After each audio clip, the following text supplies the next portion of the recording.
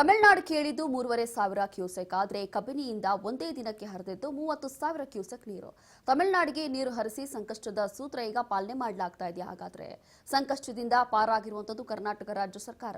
ತಮಿಳುನಾಡಿಗೆ ಕಬಿನಿಯಿಂದ ನೇರವಾಗಿ ನೀರನ್ನ ಬಿಡುಗಡೆ ಮಾಡಲಾಗ್ತಾ ಇದೆ. ಕಬಿನಿ ಭರ್ತಿಯಾಗಿರುವಂತ ಕಾರಣ ಈಗ ವಿಧಿ ಇಲ್ಲ, ಯಾವುದೇ ಆಪ್ಷನ್ ಇಲ್ಲ. ಹಾಗಾಗಿ ತಮಿಳುನಾಡಿಗೆ ನೀರು ಬಿಡುಗಡೆ ಮಾಡಲಾಗ್ತಾ ಇದೆ. ದಿಢೀರಾಗಿ ಮಳೆ ಏನು ಆರಂಭ ಆಗಿದೆ, ಇದು ಒಂದು ಪ್ಲಸ್ ಪಾಯಿಂಟ್ ಆಗಿದೆ. ಹಾಗಾಗಿ ಈಗ ತಮಿಳುನಾಡು ಕೇಳಿದ್ದು ಪ್ರತಿದಿನ 3,500 ಕ್ಯೂಸೆಕ್ ನೀರನ್ನ ಕೊಡಿ ಅಂತ. ಆದರೆ ಈಗ ಕಬಿನಿಯಿಂದ ಒಂದೇ ದಿನಕ್ಕೆ ಹರಿದಿದ್ದು 30,000 ಕ್ಯೂಸೆಕ್ ನೀರು. ತಮಿಳುನಾಡಿಗೆ ಹೇಗೋ ನೀರನ್ನ ಹರಿಸಿ ಸಂಕಷ್ಟದ ಸೂತ್ರವನ್ನ ರಾಜ್ಯ ಸರ್ಕಾರ ಪಾಲನೆ ಮಾಡ್ತಾ ಇದೆ.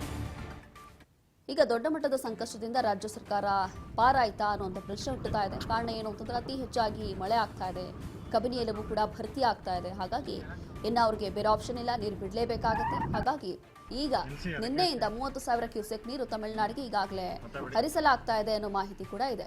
ಹಾಗಾಗಿ ತಮಿಳುನಾಡಿಗೆ ಕಬಿನಿಯಿಂದ ನೇರವಾಗಿ ನೀರನ್ನ ಬಿಡುಗಡೆ ಮಾಡಲಾಗ್ತಾ ಇದೆ.